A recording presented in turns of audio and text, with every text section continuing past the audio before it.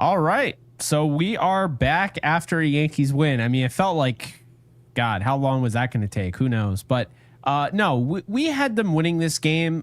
Not at all did we expect it to go this way. Okay. We thought Joey Wentz was going to get shelled. We thought Will Warren was going to pitch well. But we did have our reservations, to be fair, about Will Warren. What we didn't expect is that the Yankees were going to have to come back from 5-0. What we didn't expect is that Volpe was going to hit 2 home runs. What we didn't expect is that Trent Bonds was going to have a grand slam in the 9th inning. And the last time they've had a go-ahead grand slam in the 9th inning was Giancarlo Stanton against the Pirates the day that Judge hit his 60th home run. So a lot to unpack here at Yankees Unloaded, and we're excited to get into it. Appreciate everybody being here and appreciate everybody showing up. So yesterday, we went live. Gary, what time do we go live? Was it close to 1 a.m. Eastern? I mean, it was later than that, honestly. But by the time we left, I mean, it was 4 a.m. Eastern time. Yeah, it was by the time we walked away from the setup. Eastern time. Yeah, so, you were tired. So if you were tired, we were on there late. And obviously, a lot of people who are listening today and watching, I saw in the comments that there are people now listening to us on Apple Podcasts. Obviously, guys, Apple, Spotify, we're uploading to all of those platforms. But it's pretty crazy to see that people are tapped in that late. So obviously, good to see that we have an audience that returns and is it's going to show up no matter what. But obviously we prefer to do it earlier, but things come up, birthday dinners and whatnot. But Jake, I know we wanted to talk about, and by the way, before I get to it, make sure you guys subscribe. We are doing a giveaway. It is going to be a jersey from the team store of your choice, any number, whatever you choose. When we get to 10,000 subscribers, we will announce the winner live on the podcast. So we're really excited about that. Stephanie, welcome in. But we wanted to talk about this Anthony Volpe thing because I already know, Jake, that people are probably looking at this and saying, well, Anthony Volpe was hitting 110, right? Coming into today's game. You already know how some Yankees fans are, especially on X or Twitter, what have you, is that I told you so, like I believed in this, right? And I always knew that this would be the case. And before we get to all the, has he fixed it? Anthony Volpe had a great game today. We have to cover that. We have to mention, we don't win today's game without him, right? You can mention the arm, you can mention the base running of late, you can mention the offense, his stats, all those things. Anthony Volpe hitting 2 homers was crucial for the Yankees to walk away with a win today. So we have to give him credit for that. But as far as fixing it, Jake, I don't know how you feel about it. I have a pretty good indication of what it is. We've been pretty consistent on this podcast. It's not about what you did today. We're going to see what you did today. We're going to cover it. We're going to clap for you. We're going to be happy about it. But we need to see, when we look up at these splits, we see last 30 games, we see last 15, last 7. We need to see some of these numbers over a long term where you say, that's a serviceable player right there. That's a player who's pulling his weight offensively, who's doing his thing defensively.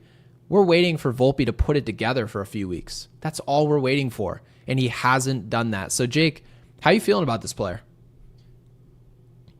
I would say, how do I want to word this?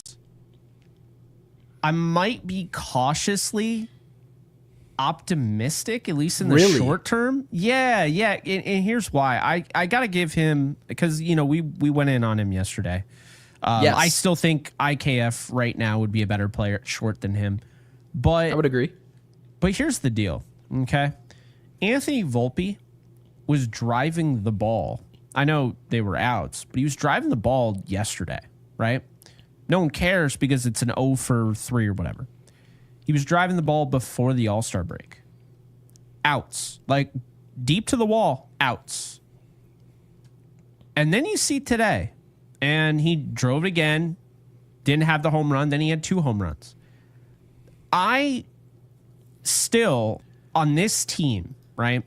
He's not a franchise player currently. Who knows if that'll change? Personally, I don't believe so, right? And I know you don't. But the thing about Volpe is that last year he had the flattened swing. The flattened swing, I think, would be much more beneficial to this roster than anything. And I think the home runs, I know that won him the game today, or at least gave him a shot to win the game today. I don't feel like the home run, the forced pop and all of that is necessary for this team. I think his role, being that he's no longer even consideration for the leadoff hitter, being that he really shouldn't be batting in the top 5. Well, if you're batting near, the bottom 3, yeah, we just want you to put the bat on the ball. But I want to say this. Anthony Volpe has changed up, and I was watching because I saw some comments on it on Twitter, and I was like, are we sure? And I actually watched it before we went live, and Volpe has made some minor adjustments to his load. I don't know if you've noticed that, his load step. Nope. Some minor adjustments. He also, the bat waggle that he does, like it's very like light, whatever. He doesn't have it like hitting his shoulder blade. He has it up more. And I was surprised to see that. And he's already seeing results. We'll see if they continue. But I'm trying to be nice here, but also fair. Volpe is going to have to really build off this, because these are the games where, you get some confidence under you. Maybe you start to see some improvement in the field. I do think you said it about Rodon when he was struggling last year. It's like he's drowning in a glass of water. That's what I feel like Volpe has been like since really the beginning of the year. Because the beginning of the year, he was off to a great start. He had a bunch of home runs to start the season and then immediately hit a wall, right? So I think for a while his offense has been so bad that it has been affecting his defense. So I guess the optimist in me, and I'm not a big fan of Volpe long term, so let me make that very clear. I haven't changed my opinion yet on him. I'm just saying that this thing can live in this little ether that we're building here, okay?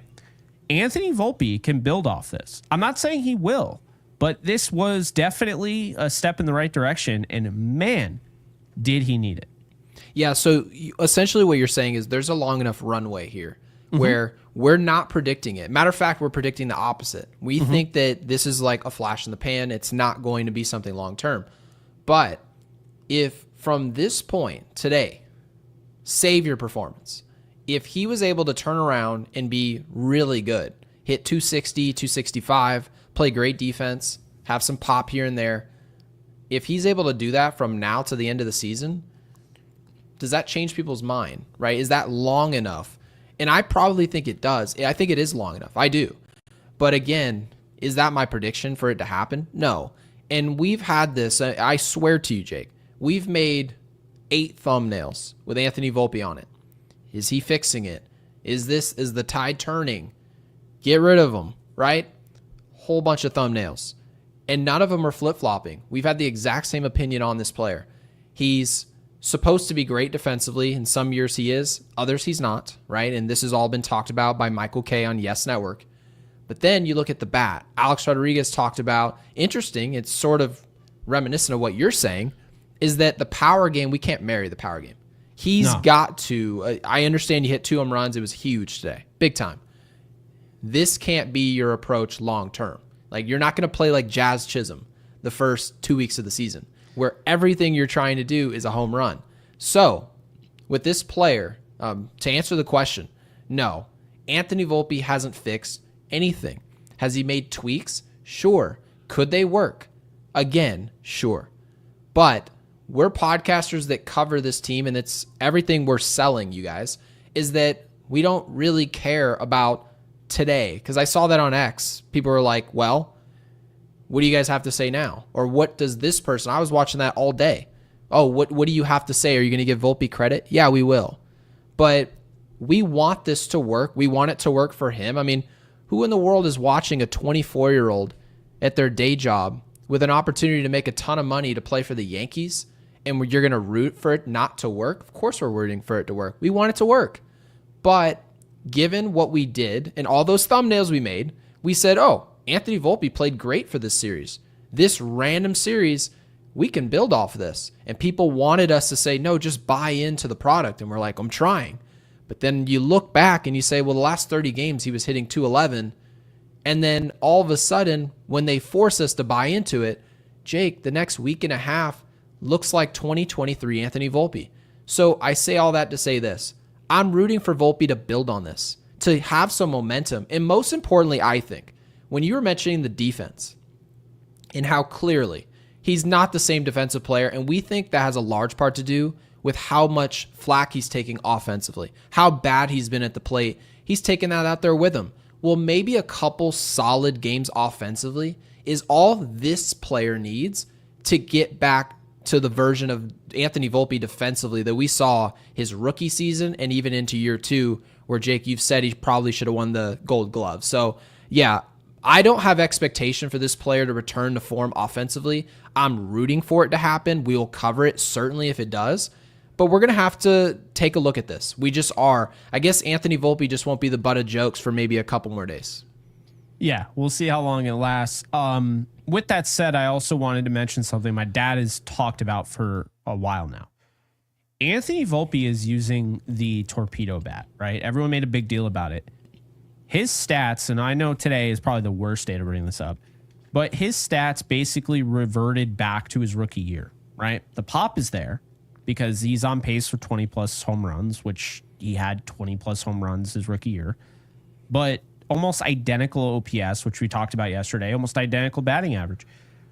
Anthony Volpe might have done more harm than good with using that torpedo bat. I don't know for sure, but I guess my biggest thing, and this is why when people ask me how I feel about James Rowson, I just say, I have no idea how I feel about this dude. I don't. I watch, on one hand, you got Austin Wells, who's changed something up, but is that James Rowson? Is that Austin Wells himself?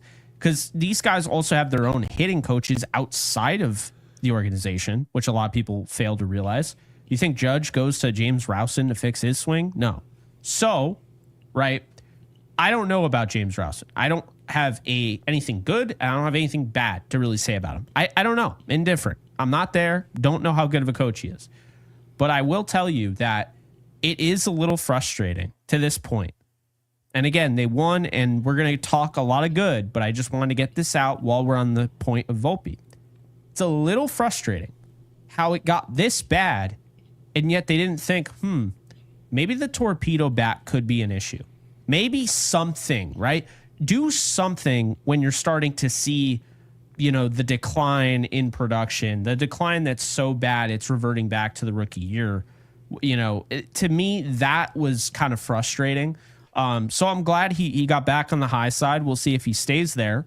But yeah, I think, my dad kept bringing that up, and I agree. I do think, like, if you're struggling and you're using this bat or whatever, then maybe don't use it. I don't know. I mean, it works for some, doesn't work for others. I don't know.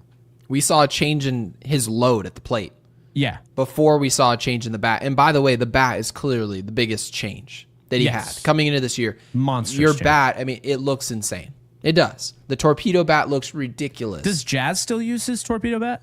Honestly, I don't even pay attention to it anymore. I really don't. I know. I don't know. We both are kind of like, it's kind of like normie talk, right? Like when ESPN has the Yankees on their Sunday Night Baseball, they cannot, like, what's the meme where the guy has the veins bulging out of his head? Oh, you're talking about the dude who's just like, it's very clearly barstool, clickbaity. Is this cheating? Is it not? Like, very surface level, which we understand. So like, that's what certain companies do, and it's not going to be X's and O's. We're not going to be talking about where the third base coach was standing to send your beat Vivas. We understand these things, right? Just the common sense. But Anthony Volpe stayed with the exact same mechanics that the Yes broadcast was complaining about for months, right? Mm-hmm. Months. They were complaining about it. Same bat, nothing changed. But then you mentioned, and I didn't see it, that the load's starting to change. And actually, months ago, Jake, I said Anthony Volpe has all the talent in the world. His issue is what's happening with his hands. What's happening with the load. That's exactly what I said. I said the issue is he doesn't know where his barrel is. So he's missing pitches he thinks he should be hitting. That's all that's happening. Am I some wizard offensively? No. This is something that's been repeated to me 1,000 times. I've heard it in locker rooms 1,000 times, right? That's what Albert Pujols is doing when he's swinging down. He just wants to know where his hands are. And so that's my takeaway with this player. So I hope it changes. We're rooting for it to change. I know there's going to be a lot of people in our comments who are like, Volpe's not it. We hear you. We completely hear you. We don't think he's the future either.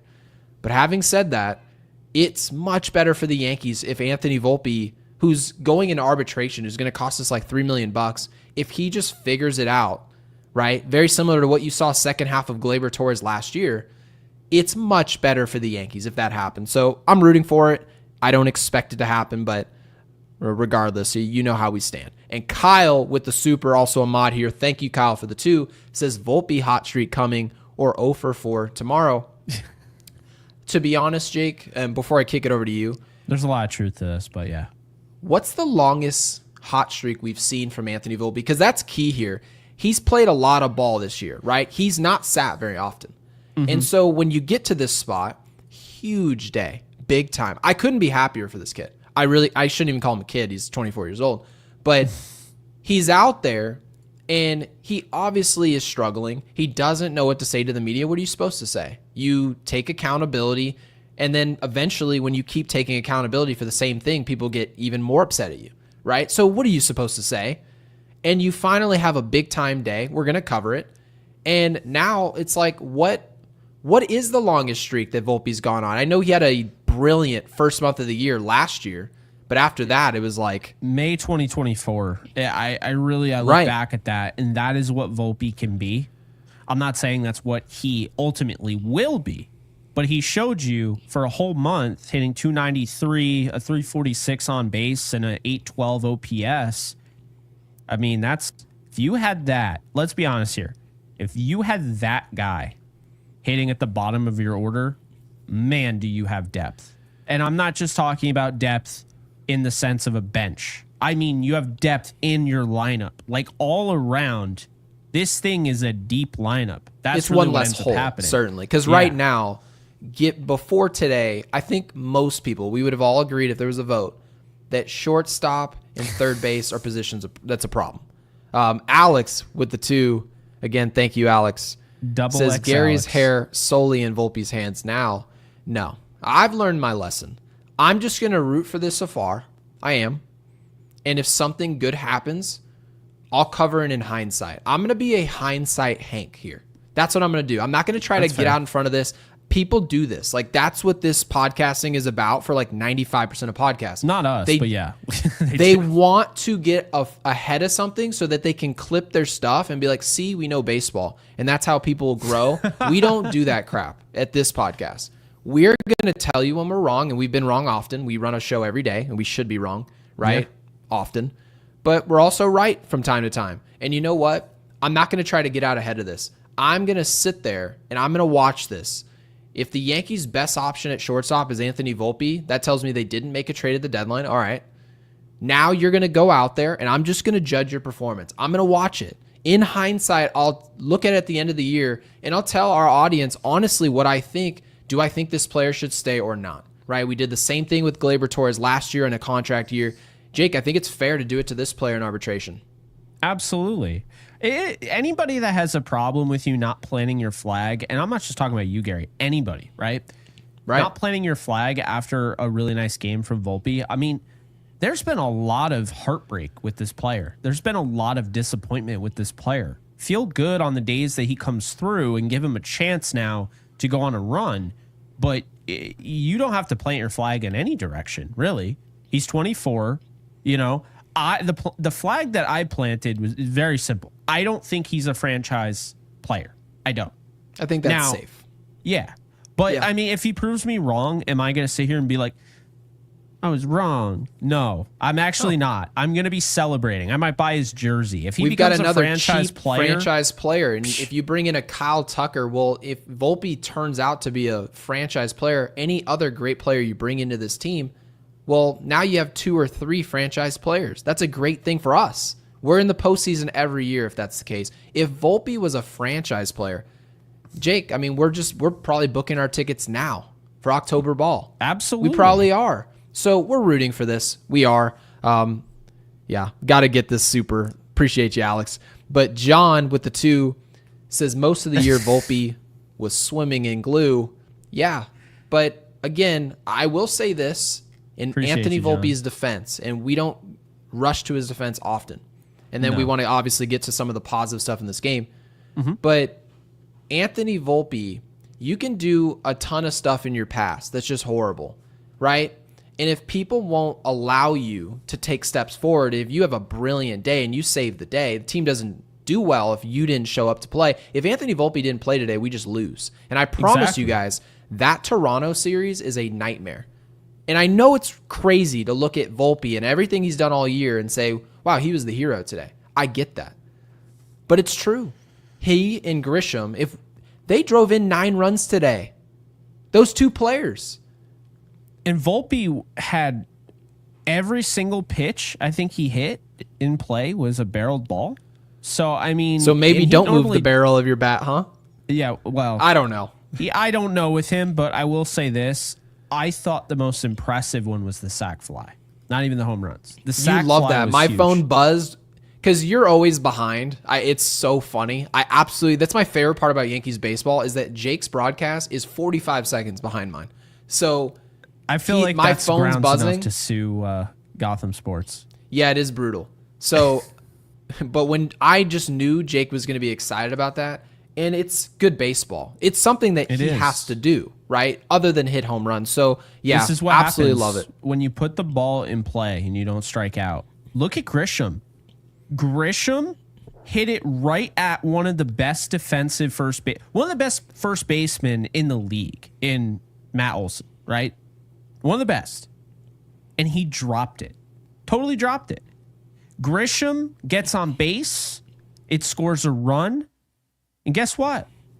That's what happens when you put the bat on the ball and you put it in play. And look, I am not one of those people that just absolutely pulls their hair out over strikeouts. I would take a strikeout over a double play any day, right? But, okay, this is the benefit. And Volpe today felt like he wasn't behind like he normally is. His 2 home runs were home runs in every single ballpark. Every single one. And by the way, the sac fly is a home run in one of the ballparks in the MLB. So he could have had 3 tonight, depending on where he was. But the point being is that he looked good at the plate today. And I saw our guy, Drew Thorpe, not to be confused with Drew Thorpe, the prospect that was traded away in the Juan Soto deal. But Drew had mentioned Volpe was quicker. Like he was ready earlier than he is. And I noticed that instantly. Do you think that had to do with the load that clearly they worked on? Right. Yes, absolutely. Because, I mean, how many times, we'll text each other and be like, did he just get blown away by a 91 mile an hour fastball? Like, why? Like, what is happening? Either you're not ready or you're not quick enough. And obviously there's ways for us to calculate how hard you're swinging. You heard on the broadcast today how hard Giancarlo Stanton's swinging the bat. He's swinging it harder now than he even did last year. So you just sort of see there are reasons why certain players don't catch up to 93 or 98 up in the zone. There are statistical reasons why it happens. And you hate to believe everything's an analytic, and it's certainly not. But there's certainly some math to it. And Brian seems to think that Volpe is a blind squirrel that found a nut. Getting up from a drunken golf game at 3 a.m. to piss, catch the show, death taxes, and Yankees Unloaded. So, Brian, thank you for being here, of course, and being a member for the past 10 months. That's awesome. And Time Alex flies. with the super says, Volpe did well today, so Boone is going to bench him. That's the one thing, dude, I know for certain. Grok or whoever, whatever analytic creates our lineups, the one constant is that Anthony Volpe is going to play. So actually, I want to say this. Okay, he'll play. I want to say this. If Boone benches Volpe tomorrow, then I'm convinced he's just obsessed with self-sabotage. I think we would go live during the game. Here's the thing, okay? People forgot about it. Volpe was in a horrendous hole. Remember this? He was injured. He comes back. He has a nice game. I think he went, he had 3 or 4 hits, whatever. He's benched the next day, never recovers. So this is now happening again, Gary. If he gets benched tomorrow, I'm going to crash out. I would bet my life that I would bet my literal life he's not gonna, that he is going to play tomorrow. And obviously, this is what you hope for any player, not just Volpe, any player who's been struggling. We were hoping for this with Alex Verdugo last year. right? And a lot of us didn't want him on the field at all. But when he did have a good day, and he had that Boston series that you guys all remember probably very well, it was the only series I think he had a hit the whole year. But when that was happening, what we actually started talking about was what could happen tomorrow. How's he going to build off of this? How are we going to move? We're going to get back to Yankee Stadium. What's this going to look like? So he's going to turn this around. We're rooting for it because that's when you really want to show up to work, when you have a good day. You can't wait to show up the next day. So we're going to see what version of Anthony Volpe we get. I already see in the comments we're getting 1 for 4, 1 for 5 Volpe. I understand this. I get it. But we're in wait and see mode. We'll just watch. He's probably going to be on this team after the deadline. You guys all know this. So we just got to hope for the best. But Alex, obviously, in a joking way, he knows there's no way Volpe is not playing. And John, with the 5, says, wouldn't having an actual third baseman alleviate some of the pressure off of Volpe? This is definitely at least a solid point, I would definitely say. He said, then maybe he might be okay just being average. So what do you think about that, Jake? I'm actually going to kick this off to you first. Go ahead. Yeah, I like this because I think Peraza is an above average third baseman defensively. But I don't think B-Boss is that great. So when B-Boss plays, I do think Volpe, who's already, again, drowning in a glass of water in the field, it doesn't help him. And I have really opened up to the idea, and it's weird because you asked me a week ago, and I would have said absolutely not. I've really opened up to the idea of Ke'Bryan Hayes. I think he makes a ton of sense. I think because you have to keep in mind, you're not just getting a good glove. You're not even just getting a great glove. You're getting a guy who's going to put on highlight reel, performances in the field. Like defense that we haven't seen since what? Greg Nettles? No, I mean A-Rod. A-Rod. We'll give A-Rod his credit. A-Rod, right? A-Rod. Because we thought Greg Gio Nettles Urshela was a great defender, but then the analytics suggested otherwise, and so the Yankees sort of moved in a different direction. But this defense from Hayes would be electric. Now, there are going to be a lot of people out there who say, well, this is big money, right? This is a player offensively who hasn't really put it together. Definitely not how Pittsburgh thought it would go. No. But the one thing that we both talked about on our last podcast, the value of Hayes actually to the Yankees is they can acquire a player who's a lockdown defensive third baseman, an everyday third baseman, bringing up what John's mentioning. You don't have to give up hardly anything for him because he's expensive financially. That should be where the Yankees use their strength. When you show up to a deadline and everyone's asking for a ton for all these different assets who are in contract years, well, guess what? When a player's under contract for big money, his value goes down. And you have an opportunity to bring him in here just the same way we did with Cody Poteet. We threw Cody Poteet to the Cubs. It wasn't really a trade about Cody Poteet and Cody Bellinger. It was the Yankees acquiring his contract that was perceived as not valuable to all the other teams in baseball. And the Yankees said, we'll take the $25 million because we think he's going to be a good player in 2025. It worked. It did. So, yeah, John, for me to answer your question, I do think, to Jake's point, whether you bring in a Suarez, whoever you bring in, a legitimate third baseman who at least plays the position every day, and then it's not moving, you don't have a new third baseman next week or 3 days from now, see a B-Boss, any of that. It should, in theory, help Anthony Volpe. I just think that's just should be the case. Is it a guarantee? No, right? Last year we thought, okay, Jazz played great defensively at third base. He's going to be great defensively in 2025. Jake, the analytics suggested it would be fine. It wasn't. We had to move him back to second base. So, yeah, I like the whole idea of Hayes. I really do. It should help. It honestly should help Anthony Volpe because you have to imagine he's not going to have to play so far in the hole. When you're trying to shade towards the third baseman or to help over there, yeah, you're moving further away from first base. You just are. And one thing we know about Anthony Volpe, his weakness is that arm. So, yeah, John, I completely agree. I would go to bat for this, right? I'd go to bat for the fact I believe Ke'Bryan Hayes would be a much better player in New York. And by the way, there's some interesting split here that I found on him. Very interesting. You never expect it. He has a .431 batting average with balls in play in 80 at-bats in high leverage. He's hitting .313 in high leverage. He's hitting .200 in medium and .223 in low leverage. I find that interesting Like, this player seems like he's clutch. Like, he seems like a guy, like, I'm telling you, when I saw, again, I'm blanking on his name, one of the Yankee reporters that I really like. You're never going to remember his name. No. And I see him every day, right? See him every day. Is it Goodman? No. I like him too. There's some really good ones out there. But no, he was talking. I liked his comp, how he can be batting ninth on the Yankees. He can be like Scott Brocious on this team. Okay. I really like that. I mean, I think that's a good player. He's not on the team to hit. He just can't be a black hole. And when you trade for this player, you also have to imagine, is he going to be better for you than he was for Pittsburgh? If you think the answer is yes, offensively, you know the glove's going to travel. You just do. Mm-hmm. That's going to travel. But can the offense be better? Exactly what we talked about with DJ LeMahieu years ago. They look at what he's doing at Colorado. He did this. It was a spike. And then all of a sudden it was starting to decline. They said, well, the launch angle's bad. The Yankees can fix him.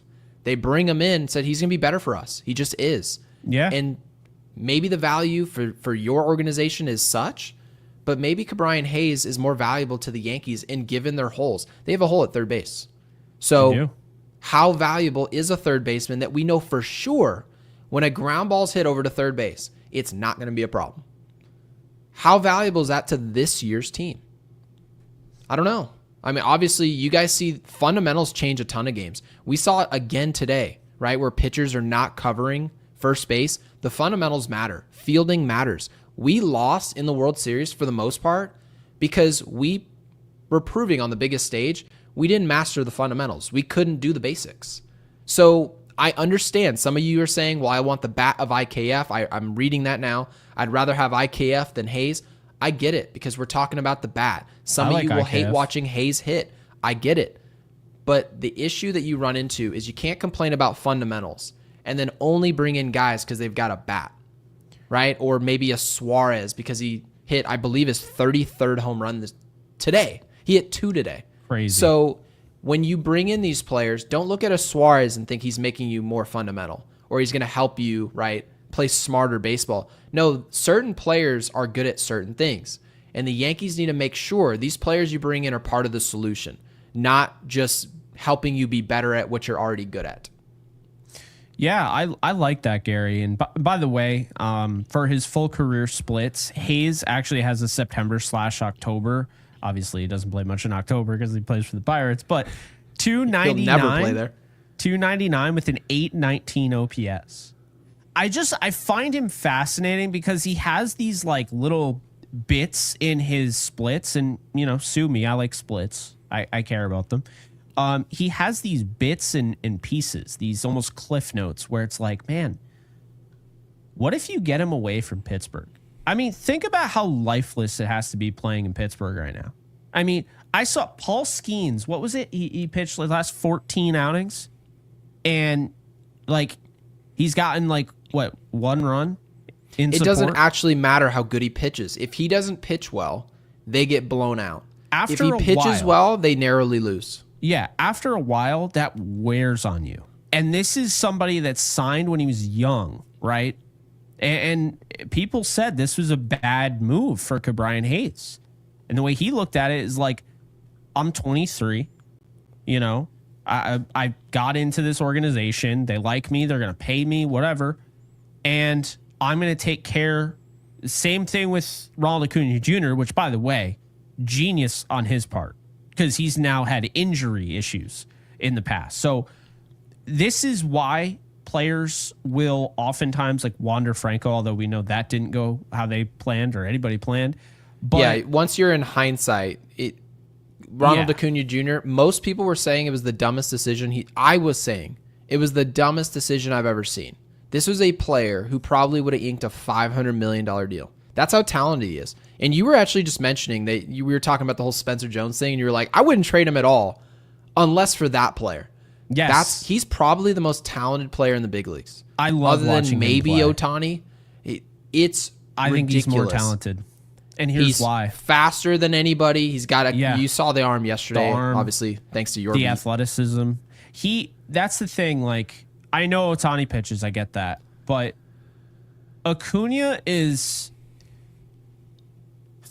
how do I say this? Acuna is the closest thing I've seen to probably Ken Griffey Jr.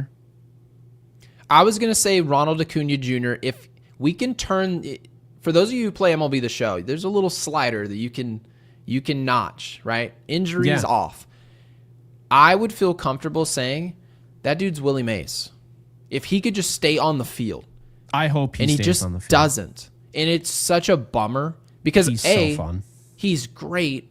He's got speed. I hate when people say a guy's a 5-tool player. Like, I'll hear it all the time because a guy can run, he's got power. Because you'll see it with like Corbin Carroll. Like, people are like, no, he can hit the ball 450, and he's also one of the fastest players on the field. That's all true. Like, Corbin Carroll, one of my favorite players in baseball. But Ronald Acuna Jr., there's always something missing from those 5-tool players, and they just kind of gloss over it. Ronald Acuna Jr. is the guy you want the ball in his hand, throwing the bases. He is the strongest arm. Well, that's my argument about Bellinger. Because I do believe Bellinger's a 5-tool player. He might not. He's just not in the brand of Ronald Acuna Jr. Yeah, Bellinger is just real. He's just good at everything. He's not elite. He's elite defensively, but the speed is not elite. It's just really good, right? He's not Billy Hamilton. By the way, Acuna Jr. is behind Judge in OPS. Where did that come from? He came back and it's like, yep. Well, he played it felt like he played 3 games and he made the All-Star team, and rightfully so. I don't know if you saw his numbers. They are ridiculous. You look at that player, you telling me you don't want to watch him play baseball? That is the most fun player in the league to watch play baseball. There's nobody, because I understand Ellie De La Cruz has his moments where it's like, yeah, he's got some explosive play. No, Ronald Acuna Jr. is the most fun player to watch in baseball, period. And I understand Aaron Judge. Do I like Aaron Judge more? Of course. But Aaron Judge isn't running the bases, turning in just a gapper that should be a double, stand-up double, into a triple. That is Ronald Acuna Jr. You don't think the most fun people in baseball are what, the Savannah Bananas? You don't like that, watching the dudes, what are those dudes twerking really on the field? It's so bad. By the way, teach their own. If you guys enjoy that, it's just not for me. They sell out, so good for them, and they're keeping slowly but surely. I think they're really helping baseball as well. It's not necessarily what I would want, right? But they are helping baseball. People are going to watch baseball games. I don't care if it's scripted. It's basically WWE, but like WWE with like TikTok. Harlem Globetrotters, WWE. Harlem Globetrotters, WWE, and it's also sending the message that baseball is a little uptight. It's just. That's true. I understand. Let the kids play, right? Like, we had that whole movement. We haven't heard that in a while. But would I ever go and watch one? No, absolutely not. But no, I wouldn't go for free. But yeah, I wouldn't either. But I kind of appreciate what they're doing, because think about it, they're going to an audience that wouldn't go and watch baseball anyway. That's who they're bringing in now. So, hey, maybe those people eventually come over to baseball, like the actual baseball, but I appreciate it. I do. And I don't even know how we got on this topic, but yeah. I don't either.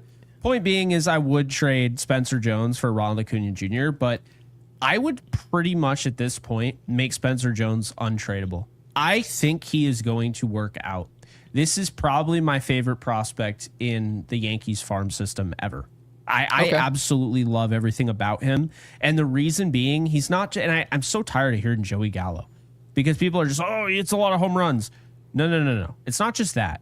He's better than he's a better fielder than Dominguez is right now. Okay, already, right? He's a better fielder than Dominguez. He can play center field, left field, right field, what have you. You could probably play first. This somebody has a cannon of an arm. He's got great athleticism. He can steal bases. He's going to steal over 20 bases this year, right? But you look at the power, you look at the contact, his ability to go the other way. I'm seeing different spurts with the home run. It's not just he's not pulling everything, right? No, he went dead central. This is I'm telling you now, okay? This is a special player. I think he is going to work out. I just hope to God he's wearing pinstripes when he does, because I really think if the Yankees trade him away, they will regret it. I don't think there's anybody that is out there that is worth Spencer Jones. I don't. Because Acuna Jr. is not out there. He's not. Well, technically speaking, we just don't know who's going to be out there, because you would assume, right? Like if a Jose Ramirez or any of those like future Hall of Famers that are 30, 31, clearly in that win now mode. If you make one of these trades, you're in win now mode. You're trying to win in Aaron Judge's prime, right? The only way you trade for this type of player, it's not because you want to trade this player. I saw this on X. I saw this, and I'll put John back up on the screen here in a second. I saw this on X, and people were saying, oh, I can't believe people want to trade Spencer Jones. Most people are worried about blocking, right? Him being blocked by Jason Dominguez or vice versa. Jake, why would you ever want to trade a prospect that we haven't really seen a lick, whether they're performing or not? Why would you want to trade him just for the sake of trading him? You should want to trade them if whatever the perceived value is, because you think he's going to be a great player. That's perfectly fine. Matter of fact, his numbers of what he's putting up is better than anything Jason Dominguez did in the minor leagues. That's a fact. He has never done this. And the only reason we think Jason Dominguez is supposed to be better than Spencer Jones is because of what baseball writers tell us. That's it. The rankings, not the numbers, not the homers, not the speed, not the defense. Watch it. If you want to learn about Spencer Jones, all the tape is out there for you to watch it. He's performing better than Jason Dominguez did at this level. So, having said that, he looks like he's going to be a very good player for the Yankees. Having said that, if you trade this player, that's okay, provided a player that we have no idea is out there on the market or currently isn't on the market, that return better be electric. If it looks like Suarez and Gallen, it looks like it's going to help us in 2025. We're going to go for it. But we don't have this player in 2026, 2027. It makes no sense. You trade players like this, the way he's performing, for blue chip talent, for also talent that is just solidified. We know it's going to work in the Bronx. A Jose Ramirez, we know if you throw him at third base, it's a solution. You don't have to worry about prospects in that case. Yes, I would move him. However, so far of what we've heard, so far of what these writers are telling us, we're hearing Duran, right, from Minnesota. We're hearing maybe Correa dangling out there with his contract, right? You're hearing Suarez, Gallen, Merrill Kelly. You're hearing these. We're not hearing Ketel Marte. We're not hearing some of these players that you'd say, oh, Spencer Jones. Yeah, I'd flip Spencer Jones because, Jake, you know how I feel about this. I want Spencer Jones to play for the Yankees. I do. But if all of a sudden I look up and they're like, yeah, we're not going to send you a Jose Ramirez unless Spencer Jones is included in that package, now you have my attention. But if there's no player out there where I'm like, that guy's greatness, that guy can change the game, not just in 2025, but next year as well. If that's not the case, you might as well just go ahead and leave Spencer Jones out of it. And there's actually probably George Lombard Jr. is right in that conversation as well. So yeah, I'm not excited. I'm not excited about the Yankees farm system, but there's a couple players in it, a couple that you can pick out from the top and say, I think for the first time in a while, the Yankees actually have a player that's not just at the top of rankings. It's not just being told me by Baseball America that this player is supposed to be great. I can just turn on a TV or turn on my computer and look at what he's doing. I can watch the performance right in front of my eyes. That's a player that's worth actually putting stock in for the future. So very excited about Spencer Jones. No idea. He should net you an absolute haul on the trade market if you ever were to trade him. But of course, whenever I say these things, people go, you want to trade this player? They almost just, Jake, they ignore what you're saying. They ignore it. Okay. So my thing is, because I see in the comment section, I would trade Dominguez over him. I would trade neither. Okay. I think both of these guys should be a part of the future. Keep in mind, the Yankees, yes, Judge just said the other day he's planning on playing until he's 40. Mind you, isn't that, 7-8 years? So, I mean, that's not as long as you think it is. That will go by quick, okay? Right. You're also not getting Judge right now I'd say most of those years, but the tail end. So let's say you get 4 more years of Aaron Judge at this level. And maybe that doesn't even happen, right? but let's just say 4. Okay. Well, Spencer Jones will still be under control in those 4 years. Jason Dominguez will still will be in this final year of control, right? My biggest thing is that the Yankees don't have to focus on the future normally, because with George Steinbrenner, they would just spend money. Oh, I'll just go out and get Gary Sheffield. Oh, I'll just go out and trade for A-Rod, right? They traded Alfonso Soriano, their big prospect, who was immediately like, yeah, this guy's a stud. They flipped him for Alex Rodriguez. And to your point, I understand Spencer Jones isn't Alfonso Soriano. He hasn't come to the league and just taken it by storm yet. Yeah, but the premise is the same. But that is how they should be looking at him, is that I'm not trading him unless it's for one of the best players in baseball. If you get one of the best players in baseball, then what are you're not losing anything by trading away Spencer Jones. If you get one of the best players in baseball, you didn't lose anything. Yeah. Because people say this every day.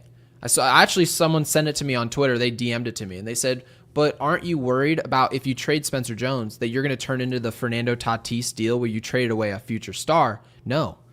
The reason I don't worry about it is because if I trade away Spencer Jones, the prerequisite to doing that is the player that comes in better not look like James Shields. Yes. That's your answer. If you really want to know what we should do with these players, if you really want to know if Anthony Volpe should have been traded for Luis Castillo, ask yourself, do you really want Luis Castillo on your team? There's your answer. There is your answer.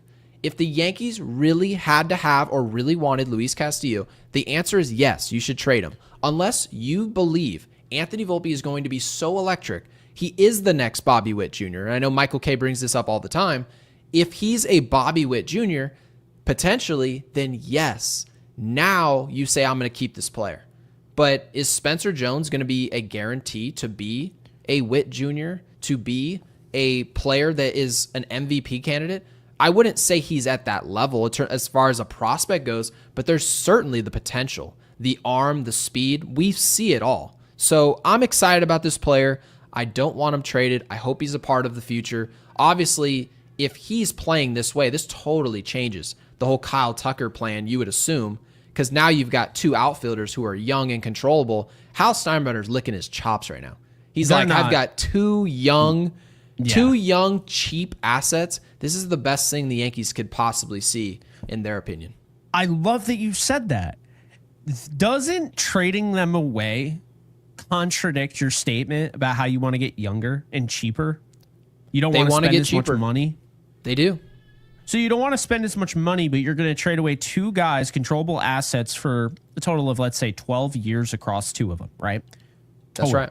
So you're going to trade away 12 years, not necessarily you're not going to trade them both away, but you trade one of them away theoretically for a rental? How does if you trade Spencer Jones for Suarez, mind you? Oh, I'll be. I do wonder though. What would your perception be? Show after that. I'm curious, right? Because we've seen smaller trades make even bigger impacts. Yeah. Suarez is a really good player. Let's just say Spencer Jones was traded. We would hate this trade, right? Mm-hmm. Spencer Jones for like Gallen, maybe Merrill Kelly. You're getting Suarez. If the Yankees win the World Series in 2025, but you lose future All-Star Spencer Jones, right? If that happens, yeah. Do you think the Yankees lost the trade because they won the World Series, or do you think that it's all predicated on whether or not, right, you lost the value? Because remember I said, if you lose the value, but you win the World Series, did you lose the trade? I'm curious because Gleyber Torres, we're in the same position. Gleyber Torres was traded to us for Aroldis Chapman. The Chicago Cubs lost value. They're like, we're going to give you Gleyber Torres. We know he's more valuable than a closer, but we have to win the World Series in 2016. They win the World Series, right? Long story short, they win the World Series, and people said we won the trade because we got Gleyber Torres, but they won the chip. So I'm curious to know what you think. Do you think the Cubs won that trade? I think the Cubs won that trade. I think if you win the World Series, it's all a wash and you take it. I mean, I don't remember exactly how well did Chapman do in the playoffs. He was very good, and then eventually Joe Madden overworked him. I mean, he pitched him like 2.5 innings in a game. Like completely that's what I remember, ridiculous. But I didn't want to speak like I didn't know what I was talking about. So that's why I wasn't like, yeah. People remember terrible? The homer, right? Yeah, you remember the Rajay Davis homer. But if you pay Exactly. attention, that fastball that he hit, right? It was down and in and all this stuff. That fastball that he threw, and Aroldis Chapman, back in 2016, he was in his prime as far as velocity goes. That fastball was 98 miles an hour. He was exhausted.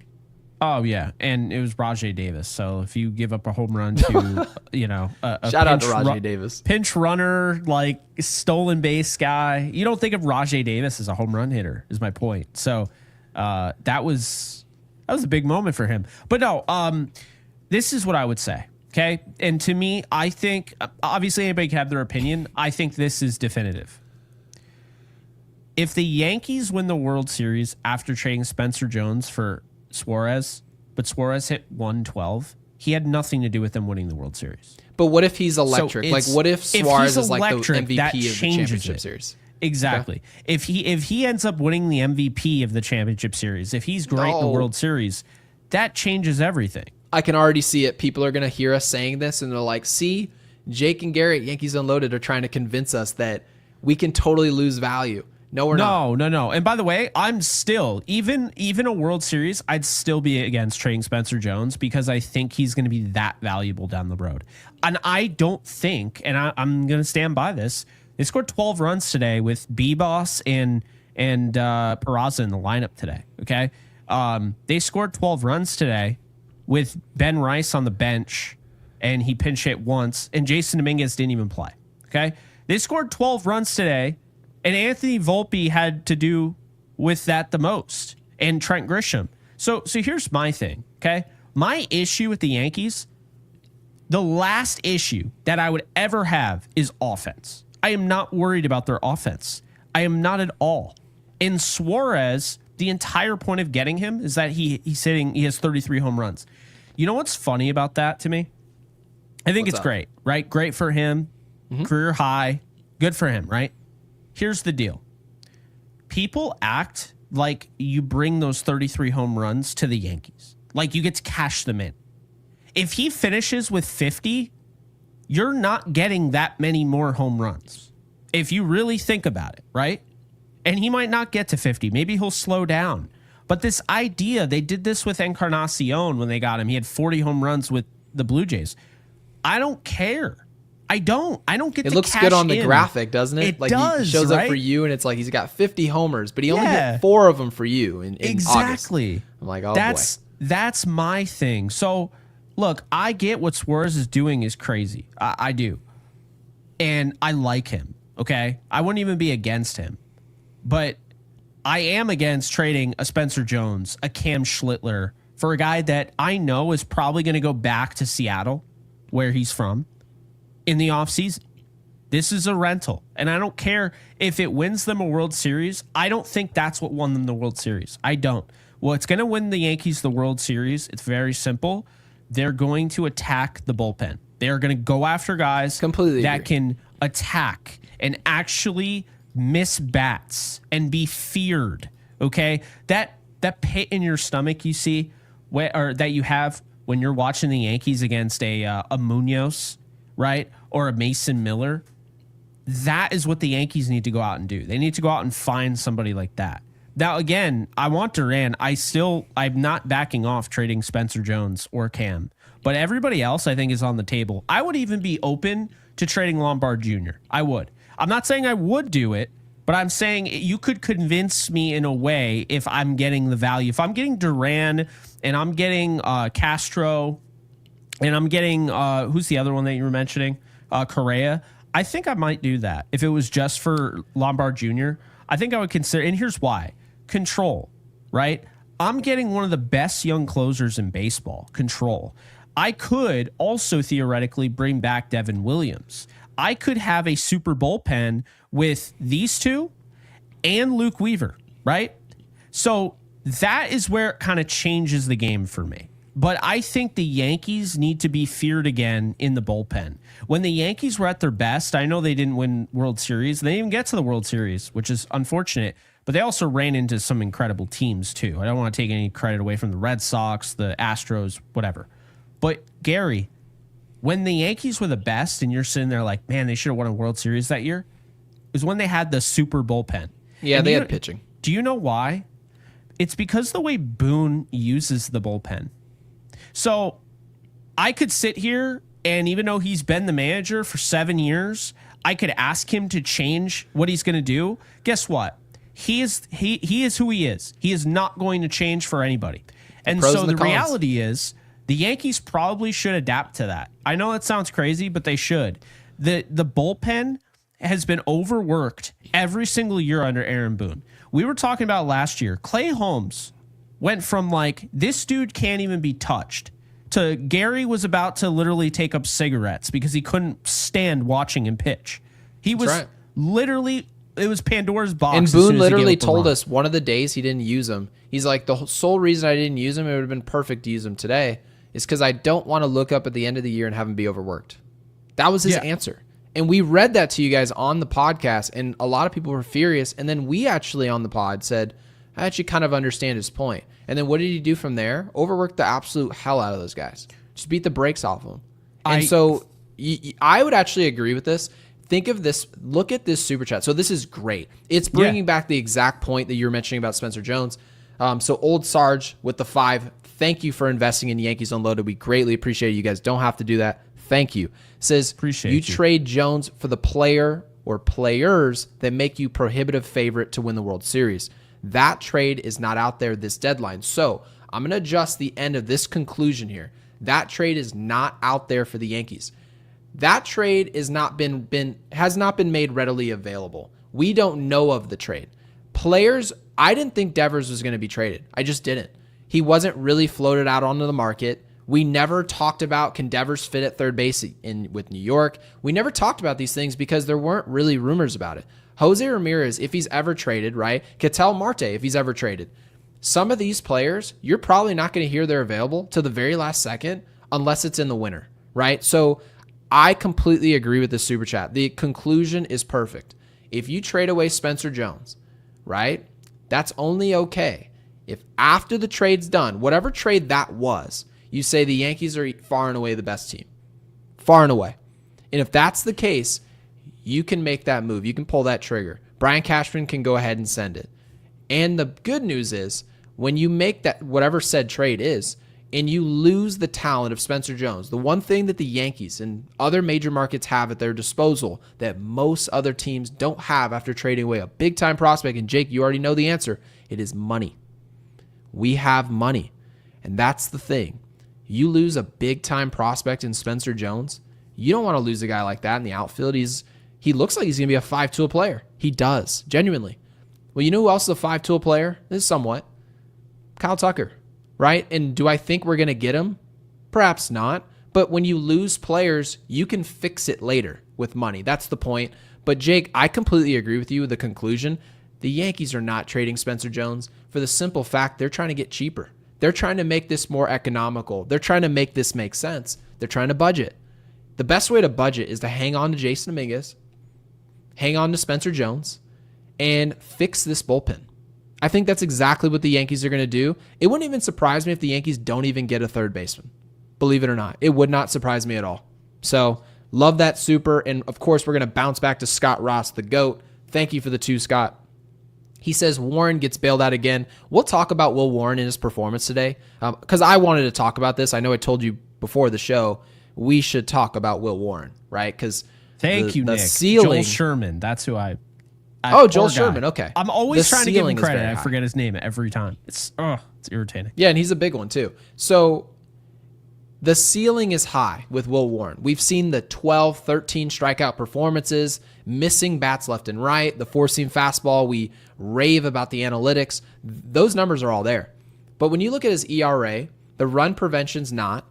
He has blow-up starts. When he's giving up runs, you mentioned it first, Jake. He's had that start with the Dodgers. You obviously saw what happened today. He'll give up the big inning. And that is a problem, especially with a player that you want to potentially throw out there in a big game later in the year, potentially. You don't want to have that under your belt. Being able to manage the damage is part of this job. It's part of what makes you a good pitcher or just okay. Will Warren is one of those dudes where you just light a cigarette and you just pray. He could be great today. He could have been great. We thought he'd be pretty good today. I know you mentioned his road numbers, but when it's bad, it is not good. So what do you think about Will Warren today? His future, I think, can be good. But I agree. This is how I explained it to my folks today, because they were asking me what I thought about Will Warren. I see a player, he is what he is right now. And what he is right now is the guy that can have 10 strikeouts, flirt with a no-hitter even, and then turn it around in the next start. He gives up 7 runs early on and just totally tanks the game. Okay? That is who Will Warren is. He is, quite honestly, capable of anything on the mound. He's capable of looking like an absolute ace. He's capable of looking like he shouldn't even be in the majors. We've seen it. We've seen it this year. So for me, that's exciting because that shows that he's not a high floor guy. He's a high ceiling guy. He's got the potential to be nasty. Like, he could be really freaking good. But it also shows you the backside of that, where you're like, yeah, you know, he gave up 7 against the Dodgers and what was it, 8 against the Mariners, whatever he had. That's not great. That's not great. So it's going to be up for the Yankees and Will Warren, of course, to figure it out. They're going to have to develop him. This is a long-term guy. So he's still in the oven, you would perceive, right? Absolutely. Keep in mind, This is his rookie year. Last year doesn't count. He barely pitched. But you see, he's already made, and I want to make this very clear, he's made some gaudy strides from last year. He doesn't look like the same pitcher at all. I mean, his stuff is so much better than it was last year. And that, to me, is why I find him so fascinating. But I still think watching one start of Cam Schlittler, I think this guy can be a 2 in this rotation. I think he's already, and I see it in the comments, I think he already is better than Warren.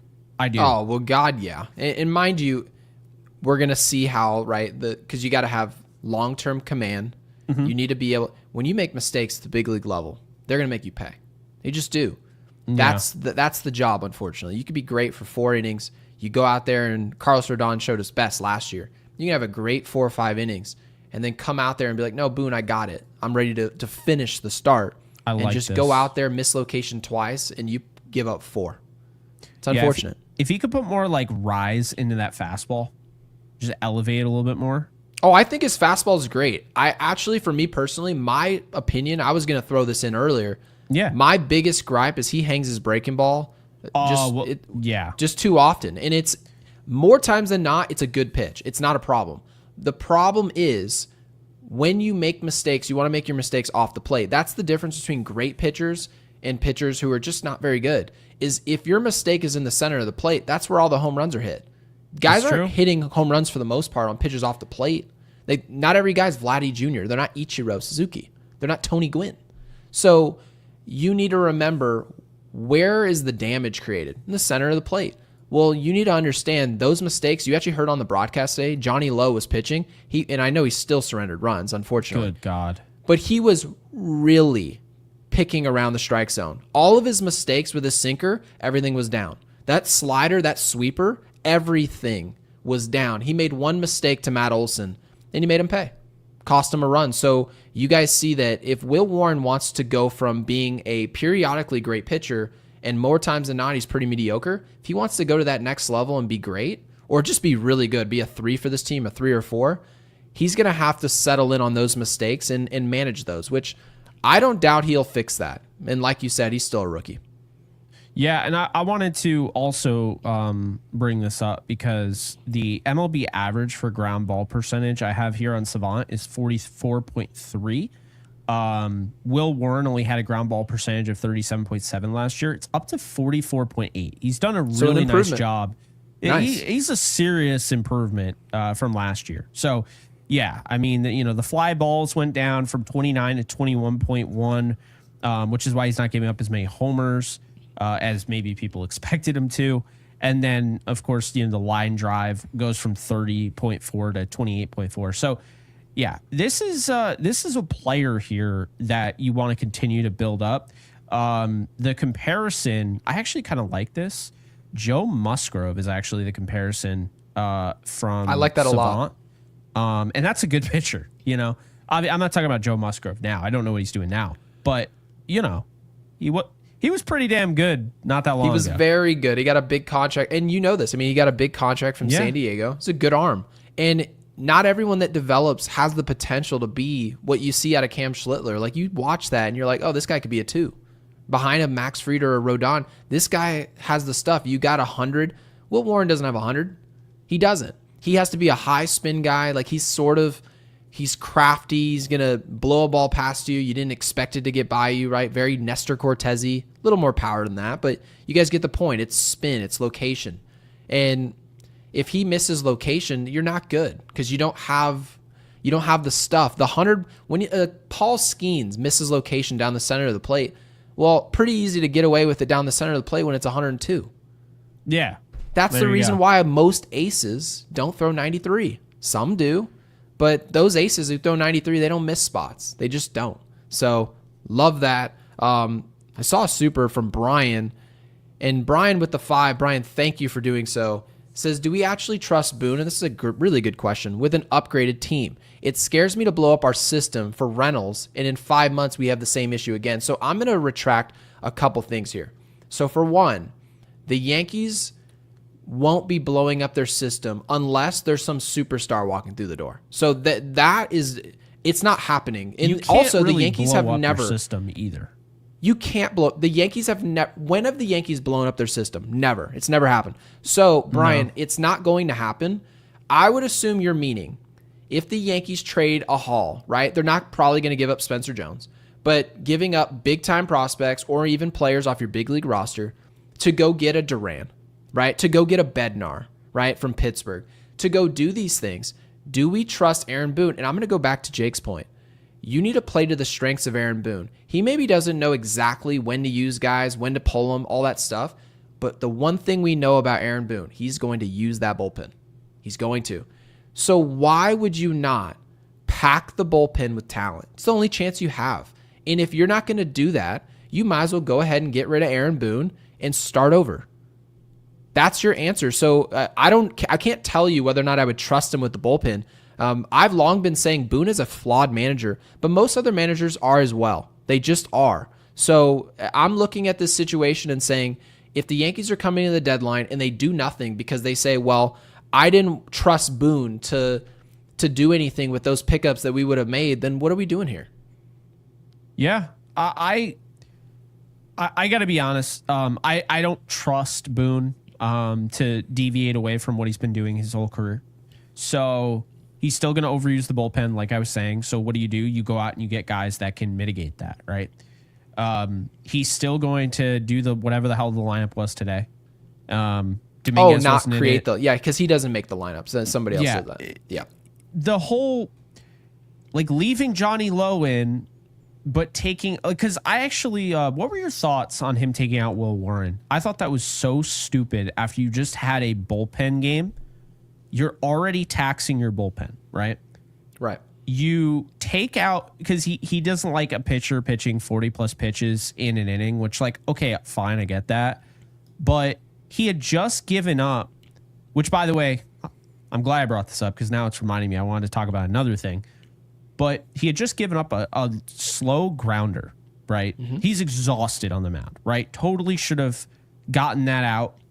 That alignment was terrible. What the hell was that? Why is Goldschmidt practically at second base? I hated Who was it again that said, I think it was, it might have been Talking Yanks, but they were talking, I think they alluded to, that's exactly who it was. So they were asking the question to Aaron Boone. They were talking about the shift and how maybe it's negatively impacting what the Yankees are doing, especially with ground ball pitchers. You have guys like Marcus Stroman. Obviously, you just brought in a Max Fried. Yeah. Guys like Carlos Rodon are working on sinkers. So the ball's on the ground more. We just talked about Will Warren. Ball's on the ground more. Well, your alignment needs to be correct. Your defense needs to be really good. So, I don't know. So let me hop this off the screen because, I mean, Brian, really appreciate it. But yeah, you asked me a question, though, about pulling Will Warren. I think in general, if a guy's tired, I don't have a problem pulling him. I just don't, because I don't think good things happen, especially with a dude you'd consider anywhere from a 3 to 5 starter. If the dude's visibly tired, he doesn't have the type of, I'm not going to use pedigree, he just doesn't have the type of work where I can trust this guy. Maybe if it's Garrett Cole and I know he's tired and he can bear down and execute one pitch and get us out of this, maybe, right? I'm cool with it. But Will Warren, rookie pitcher, he's prone to making mistakes. If he's tired, I just don't think it's a good idea. So I didn't have a problem with it. The only thing that I thought today was a little interesting is just how much we're relying on Johnny Lowe. I agree. To be honest with you, which I think Jonathan.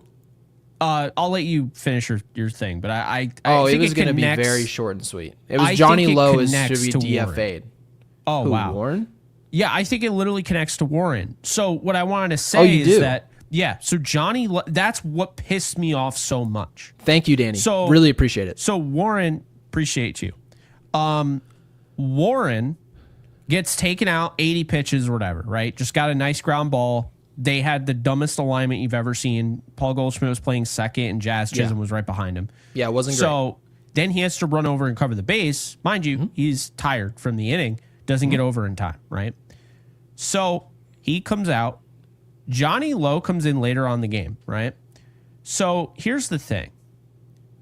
Will Warren pitching keeps the pressure off the bullpen. He comes out.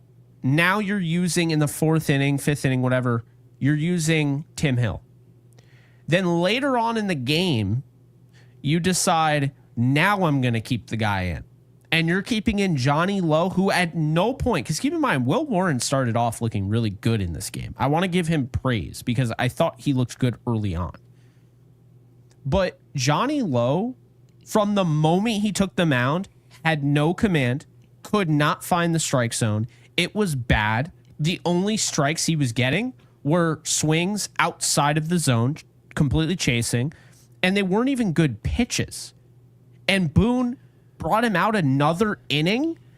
Look at the 2 outs that he gets the first inning.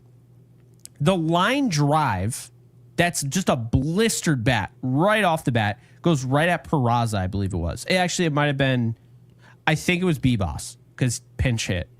And then the next hit is a scorching line drive to left field, and Cody Bellinger has to make some sliding grab. Cody Bellinger went on a damn scavenger hunt for that ball. I couldn't even believe he got to it. If he didn't catch it, it would just went to the wall. It's crazy. Gary, how do you watch that and you're like, that guy needs to pitch another inning? I think Boone's perspective on it, and by the way, I don't agree with the deployment of it. I didn't agree. I didn't mind Warren coming out of the game because if you look at Will Warren, what he's susceptible is hanging pitches, hanging breaking balls, right? He's trying to get swings and misses. That's how he goes about his outs. I know the ground balls are up. I get that. Mm-hmm. But when you're tired, you're trying to miss bats. You're trying to get this inning done. You're trying to execute a pitch. Well, when Will Warren is tired, he's so much more susceptible to, instead of 3 2/3 with 5 earned runs, I think the Yankees perceive it as we'd rather go with a worse pitcher, whether it's Tim Hill, whether it's Efros, whether it's Loaizaga. A fresh any of those names is better than what Will Warren's susceptible to when he's gassed. So I just think that was as simple as their mentality was. Do I agree with some of the decisions, like keeping Loaizaga out there on the mound? No. But the Yankees were out of arms. And that's part of the reason why when you guys get over to the deadline, don't tell me you brought in some project because the deadline, the market wasn't out there for you. No, when you look at who pitched today, you are forced to go get multiple arms. It's a forced job. It just is. Sakuna says, deport Boone to the Savannah. So he was late today, but he's also still here. So thank you for being here. And of course, guys, make sure you guys like the video. Otherwise, they'll think you guys hated it. Someone's birthday. Matt, happy birthday. Yes. Welcome in. Spend your birthday with us. Yankees Unloaded. Appreciate that. Happy birthday, Matt. Thank you for being here. Jake, by the way, there are actually a few names in our bullpen I think I could never see again and lived a better life. Dude, and mind you, we won today. Like overall, today was positive. I can't believe we won this game. I'm very happy about that. This could be huge for them. It really could. I know I feel like I say that a lot, but this felt like, this was crazy. They could really build off this, just like Volpe can build off his performance. Every time Efros pitches, whether it's good or bad, you go on social media, I always see that picture of him. He just gave up a home run and he's just like, like that has been his tenure. Mind you, the Yankees trade away a prospect, Hayden Wesneski, who's one of their top pitching prospects, to Chicago, who they used to acquire Kyle Tucker. So don't remind me. Yep. I'll be honest, I hated that trade when they made it. Like, I didn't like that trade at all. It wasn't, I wasn't as against it as, what's his face? God, now I'm blanking on his name. Gallo. But I hated the trade for Efros. We're going to be in year 8 of Yankees Unloaded, and you guys are still going to be hearing about Joey Gallo's trade. Yeah, on this show. Makes sense. But the Efros trade, like, they were like, oh, well, we have a lot of control. It's like, all right, well, I never understood it. I felt like they put way too much. Yeah, it's only good to control things if you actually want them on the roster. Like, isn't that kind of the gist? Like, when you sign a free agent to a long contract, are you excited completely. you have control? Drew Thorpe thinks Efros is cooked. I would probably say I'm comfortable listing about 4 names in our bullpen. I'm assuming they're going to kick probably 2 of them out of here, and there are going to be 2 additions. I'm going to make that prediction now. You know what they should do? I think Bednar's going to be a Yankee. I like that. Love Bednar, by the way. Love him. His savant page is nice. Get, good K rate. Misses bats. I think 45 and 32 innings. That is who I'm trying to get. That's what I want. I want a guy that's going to miss bats in the bullpen, But very simply put, might as well, before the trade market takes hold, because these teams aren't trading anybody. They're going to wait until the market builds up. I would sign David Robertson, who they were linked to, and I would sign back Adam Ottavino. He pitched well twice, and then we never saw him again. So I would sign both of those guys back. I would. I can't believe that they agree. Like Adam Ottavino, we brought him in here. He pitched for 12 minutes, and they're like, "Go beat Rock." But then they're like, way gone. Rico Garcia, like what? Rico Garcia was here. I tweeted this. He was there for 1 business day. He showed up and pitched. He was just wet dog turd, and they said, "You stink. You're gone." He was gone. And I told you, when I saw him on the mound, I immediately, just like red flags went off. I said, who is that? I don't even recognize the shape of this guy. It was Rico Garcia. I'm still waiting for Steven Ridings to be that up-and-coming guy. That. Oh, my God. No. There have been guys like, oh, who's the one dude last year you said you knew him? He was one of the bullpen pitchers. Brooks Kriske? No. He had the long hair. A pitcher who had the long hair on the Yankees? Yeah, he had the long hair. Was he a lefty, a righty? Who was he? I cannot remember, but he was like... You're giving me nothing. You're like, who's the guy? He looked like John Heater. That's all I could tell you. Or, yeah. Who? John Heater. Is that his name? The one from Napoleon Dynamite? No. I've got absolutely nothing for you. I wish. You're horrible with names today. It's gone. I know, dude. It's bad. I'll have to. Oh, I know who you're talking about now. I know who you're talking about. Yeah, he. There have been bullpen guys that I'm just like, if I never see that guy again, I can live very happily ever after. And by the way, we have Marcus Stroman. We're gonna tee up the game tomorrow. Marcus Stroman's on the mound. So at least we won today so that we can tee up that start. It's an early game. I'm fairly certain it is. This game is at 1:35. I think it's 1:35, maybe my time. I'm not really sure. I found him. Phil What's his Bickford. name? Phil Bickford. Yep. I did not want him pitching for the Yankees. He had an 8 ERA, 8 1/3. He gave up 10 hits and how many runs? Oh, 8. Duh. That would pretty be cool. why He played for the Dodgers and Yankees. I mean, that's pretty cool to have under your belt. But yeah, he was not great for us. Brett No, Honeywell. actually, the worst pitcher I ever saw pitch for us, when you saw Brooks Kriske, that you can't even say his name without laughing. That, I'm telling you. Okay, so it's 10:35 my time. So I'll have a breakfast omelet just in time for the game. We've got Marcus Stroman on the mound. Thank God we won this game, because obviously the feeling of this game, there would be no momentum whatsoever. None to be had. But worst, now Marcus Stroman at least. I couldn't stand Boone Logan. It wasn't good.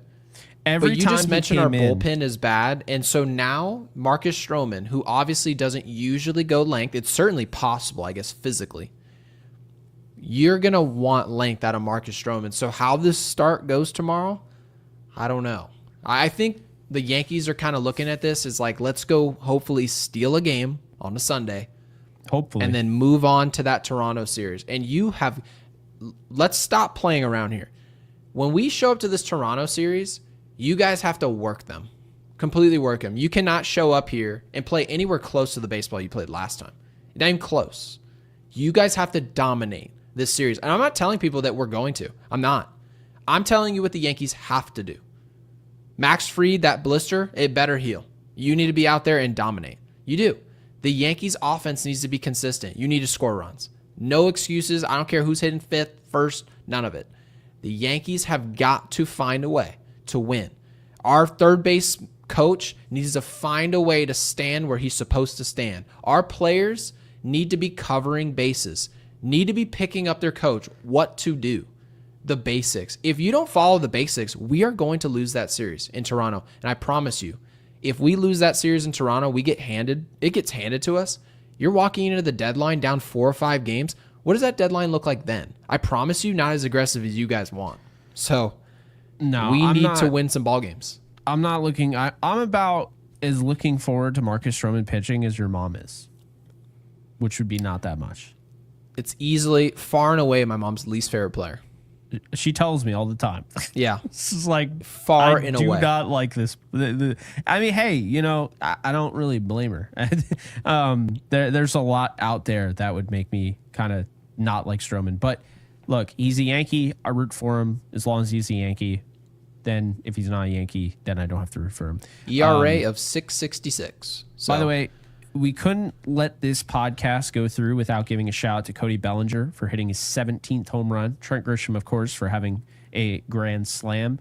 I'm at the point where I believe, yes, he still should probably be traded, and that would be the smart thing to do to get the most value. But I'm not, Grisham? But I'm not against keeping him because, as you can see, he's very good depth. And he's somebody that doesn't have to be in the lineup every day because we see, it wasn't in the lineup yesterday, goes in the lineup. Or yes, he was leading off. But like you can kind of move him around and he comes through. I mean, he went 2 for 5 today. I thought he hit 5th today, did he not? 6th. Okay. Yeah. By the way, Stanton, real quick, because I feel like people don't realize, Stanton has an 841 OPS. So there are a lot of people that mention Stanton as like, oh, when he came back, everything went to hell in a handbasket. Like the lineup was all, whatever. I think Stanton is incredibly underrated. Incredibly. Because I don't think people give him credit because, it's not October, right? But also, unless he's hitting home runs, I don't think people realize how impactful he is. Today, he had 2 of the best at-bats I've seen all year. Period. Yeah, in a vacuum, he's doing really good. It's more so of like what comes after that. Like what happens to Ben Rice? What happens to Jason Dominguez if he's not in the outfield? So it's more so if he can't be Stan, it's hard to criticize because even if he hits 265 this is why so many people are like, there's a log jam, like he's creating a problem. It's not really so much about his performance. And you mentioned today, he some great at bats. Great at bats. 3 walks today? Are you kidding me? Like, yeah, it was great. It's more so of like that's how to look at it in a vacuum, but you didn't see Ben Rice as soon as you would have liked to see him in today's game, right? You saw a really nice performance out of him yesterday. You would like to see him an opportunity to build on that. Obviously, with the Yankees in our current roster, there's no room to do that. There's no room for young players. He sure did. There's no room for a young player in Ben Rice to ride any momentum. He's got to play an entire season just playing musical chairs. You're playing first base, you're DHing, and we won't go on about this, but you see the point. Giancarlo, he's got a rake to make this not a problem. So I don't think this is going to be an issue. Drew Thorpe says, I hope Stroman throws a no-hitter so we can trade him. Amen. I would love to see it. I mean, he's saying all the right things in the media. He hasn't been a problem as of now. No, I agree. So but we'll I'm see not what he trying does. to, we'll take it. So like when Luis Heel comes in, and this is my concern. Right. Say Cam Schlittler's dealing, right? Will Warren, he looks like Will Warren. Good, bad, ugly at times, really good. And then you got Luis Heel come in, and you already have Rodon and Fried. I just do not. I don't care how much money you're spending on him. I do not want to see Cam Schlittler get kicked out of this rotation because, Marcus Stroman needs to pitch. No, Marcus Stroman does not need to pitch. He can go and be in the bullpen. Do you and if think he doesn't that'll want to be happen? a part of that, yes, I do.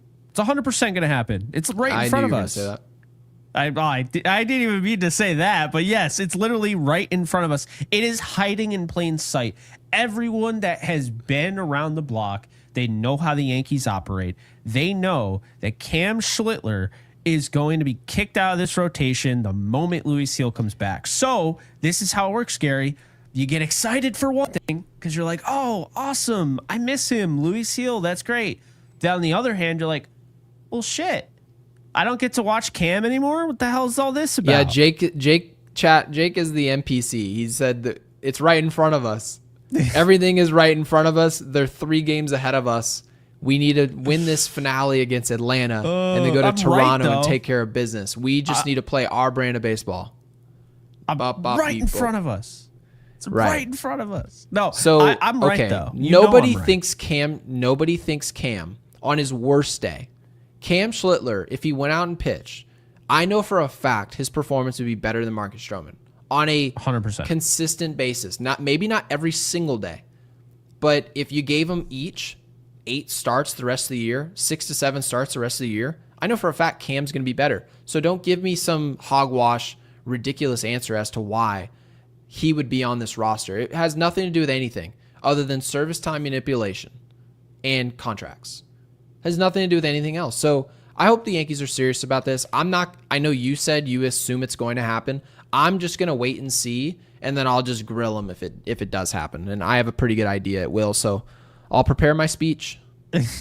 Well, I mean, I wouldn't be against if Cam's showing a lot of good things. I wouldn't be against if they were like, nope, Stroman's not leaving the rotation. I wouldn't be against putting Warren in the bullpen. Because I honestly think just Cam's upside is so large, and I just don't think you can just call him up, have him pitch really well, and then be like, "Yeah, sorry, it's not you, it's us." Like maybe next year when Cole comes back and we have even more of a exactly. It makes no sense if you're going to do that. 0 sense. You might as well just trade Cam Schlittler if that's the way you're going to utilize your young assets. You're just not going to use them when they pitch well. Well, then there's not really any value to that player. So no, 100%. Totally agree. I mean, that's why it pissed me off when Brendan Beck, who's been pitching very well in the minors, I mean, he's dominant in AA, excuse me. And he doesn't get a call up, but they're like, Ian Hamilton. And guess what? I'm not blaming Boone for that. Who the hell did Boone have to start that game? That is on Cashman. He didn't call up anybody. Basically, Boone just picked a random, probably used Grok to pick one dude. He picked one dude out of the bullpen and was like, Ian Hamilton, you're going to open today, which, God, can we get rid of openers? Dumbest shit ever. So stupid. Yeah, it is. It really is interesting. I see a lot of I see Drew here saying not sure how many innings Cam can throw this year. All the innings. But we also heard the same thing from Luis Heel, right? We saw that. Well, what's going to happen when he passes a certain amount of innings? What other team in baseball is talking like this? You just give them the opportunity to try. Give them that opportunity. And I think Cam Schlittler, based on what he showed us, it doesn't guarantee he's going to be some Cy Young candidate. But you mean to tell me that what you watch, you're like, oh yeah, he shouldn't start another game for us. Once Stroh comes back, there's no room for it. It just doesn't make sense. So I hope he stays. I'm going to guess right now that he does. And Jake, by the way, what do you want them to throw in the comment section? I know I relied on you yesterday for this, and you gave them Silent Hill. And then people were like, can you leave Boone in Silent Hill? Yes, I did see that. Yes. So, okay. I'm trying to figure out what we can do. Because Volpe will be in the lineup. It won't be that. What do you got? No, I got this. I got this. All right. So I think we all agree, unless you're a fan living under a rock, the Yankees need a third baseman and a relief pitcher. Okay? Mm-hmm. So I want everyone in the comment section, not in the chat, but after we hang up on this thing, I want everyone to drop a relief pitcher that isn't being talked about and a third baseman potentially that isn't being talked about that you think would be a great fit for the Yankees. And again, isn't being talked about doesn't mean Jose Ramirez. Isn't being talked about doesn't mean Mason Miller. Like I want our understanding of the market to broaden. So if you guys Urias from Baltimore, perhaps. Yeah, guys like that. And you guys can have a repeat comment. I'm not saying that I want them to be different, but Gary and I are going to read these, and we're going to make a list, and we're going to have kind of like a primer for the trade deadline. And we want to do separate videos as well. So, because you guys clearly like the videos, right? So in order for us to do those isolated separate videos on these prospects, we want to know who people most want to talk about. I think that's fair, right, Gary? It is fair, because otherwise I'm just going to be throwing together packages for Jose Ramirez. I'm guilty. Guilty as charged. He's not even available, and I'm like walking up to people's houses, and I'm like, I'll give you $300K for it. They're like, well, it's $1 million house, and it's not for sale. That's pretty much what we are. And we're calling the cabs. Okay. Yes, exactly. So John Kirk with a 5. My super just got yanked away. John, I'm really sorry. We'll throw it back up. Thank you for the 5, John. Greatly appreciated you getting involved with Yankees Unloaded. Again, guys, if you guys are not subscribed, please make sure you do so. We are giving away a Yankees jersey of your choice. Very excited to give it away. Obviously, we hope it's to someone we recognize here in the chat. Obviously, people who stay with us long. So John says, didn't realize how much we would miss Oswaldo Cabrera. Yeah, someone serviceable. Not great defensively, albeit. He just wasn't. But you're missing the 250, the 245, where it's not a black hole, certainly. I think we definitely thought Cabrera would be better this year while he was healthy. He definitely didn't take that step forward we were hoping, and now obviously with the rehab, he has a ton on his plate. But yeah, when you miss Cabrera, you sort of see what it looks like, how hard it is to hit at the big league level. Peraza was supposed to be able to hit. That was his calling card, and now he's a glove. So the Yankees now are diving back into the market. We're going to see what they do. Do they bring in a third baseman? I'm going to say they don't. I think the Yankees are actually going to stand pat at third base, and they're going to be looking at the reliever market. I think they're going to go heavy, maybe even bring in 3 arms. So I'm excited. You don't think they go third base? No, I think what ends up happening to Brian Cashman is he hates the ask. Right, so they're going to be asking for Spencer Jones. They won't ask for Lombard Jr., but they're going to be looking at players, Rock Reggio. They're going to be looking at some of these guys and say, we want those guys. And we want to package these players potentially, or we want to sell them separate, where some team is going to lose on value. And I just don't see Brian Cashman agreeing to lose on value on some of these third basemen that are available. I think he's going to say, I want to protect all these guys. Not maybe every single one of them, but my key guys, I want to protect them. He's not going to be able to say that third baseman right there is an upgrade. I think he's just going to stand pack and go heavy in bullpen. That's interesting. I think Hayes is going to be a Yankee right now. Now that can change. My mind can totally change on this. Drew's trying to turn it back to a Moncada podcast. I forgot about that one. Well, I didn't, because Drew also mentioned that the Yankees have been scouting Moncada. So I don't know why. Just to go back and watch the series that he dominated. He also told us they scouted. Remember, it was Robert. Is it Robert Robert? Oh, no, get him. Most out ridiculous. Of here. We're gonna trade. They're like, wait a minute. You guys got Spencer Jones, 2 OPS. Like, I have no interest in that, man. You guys have Spencer Jones, Jason Dominguez, Cody Bellinger, Aaron Judge. So what do you guys really need? Well, we've got holes at third and second base. We don't know who's gonna play where. We also need bullpen arms. We're log jammed in the outfield. Oh, how about Robert outfielder to stick in left field? What? I don't remember who said it. MLB News. I couldn't even remember. No, actually, don't even say it. They don't deserve the clicks. No, they don't. They really don't. I like Moncada for sure. I don't. The Robert thing is just no. Nope. The unfortunate thing is that the Brewers are good this year, which we were kind of hoping they wouldn't be. I did tell you. Yeah. I did tell you they would be good, unfortunately. I had a feeling, but I was hoping that they would still trade Peralta, and it never worked out. And then the Cardinals. The Cardinals being good, although they've kind of fallen off a little bit as of late because they ran into the Braves, the Diamondbacks, and the Pirates, and they didn't run into anybody big. They just kept losing. They are only 3 games above 500 now. If this team, I'm telling you, if they were interested in trading Brendan Donovan, I'd throw him at third base, or I'd throw Jazz back at third base. Either way, Donovan fits this. I'm telling you, he fits this team like a glove. I'm throwing Donovan at third base. I do not want to see Jazz at third ever again. I don't want to see it again. That's fair, but you get my point. Now, yes. St. Louis, keep this in mind. Chicago, first place. They're 20 games over 500. Mm-hmm. Milwaukee, 18 games over 500. Yeah, they're not trading Freddie Peralta. They'd be friggin' stupid to do that. No, so apparently they're looking to trade. I think it was like Nestor Cortez. They're looking to trade their back end of their rotation because they have a surplus. Can you imagine if the Yankees were like, yeah, we're going to trade for Nestor? That'd be crazy. I mean, I would take him back, but I wouldn't trade like assets for him. You know what I mean? Like, well, that's the deal. Yeah, I wouldn't give them like, I already gave you what's his face, Durbin, and dude's hitting 293 his last 30 games. So yeah, he looks pretty good. And Mark with the 2 says, I heard David Wright was in town recently. Yeah, I saw that there was potential, like maybe there could be like a passing of the torch. Lindor could be named captain of the Mets. I thought Lindor was already the captain of the Mets. I didn't know that they didn't do that. I mean, it's certainly not going to be Juan Soto.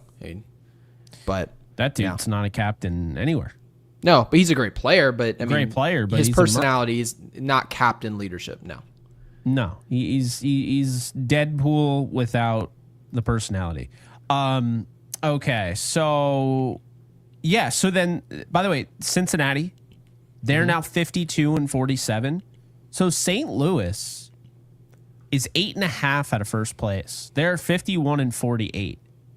Okay. I'm not saying that they would, but it's going to be really interesting. They have lost a lot of games, Gary. This team has fallen off.